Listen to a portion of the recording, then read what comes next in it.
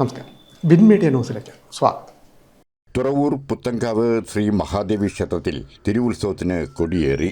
ഫെബ്രുവരി 24 രാത്രി 8:15 9 മധ്യേ വടക്കൻ പറവൂർ രാകേഷ് തന്ത്രികളുടെ മുഖ്യ കാർമ്മികത്വത്തിലായിരുന്നു കൊടിയേറ്റ് നടന്നത്.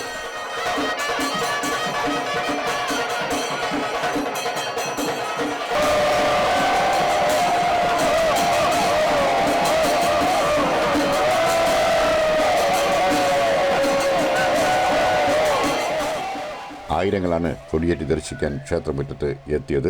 തുടർന്ന് കൊടിയേറ്റ് സദ്യ നടന്നു. മാർച്ച് 2 തിങ്കളാഴ്ച രാവിലെ 7 മുതൽ 9 വരെ മകം തൊഴൽ, ദേവിക്ക് പട്ടും താലിയും സമർപ്പിക്കൽ വിശേഷ വഴിപാട് നടക്കും.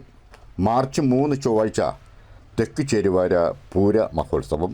രാവിലെ 8 നടക്കുന്ന ശ്രീബലിയിൽ ഗുരുവായൂർ കമൽനാഥും സംഘവും അവതരിപ്പിക്കുന്ന പഞ്ചാരിമേളം നടക്കും.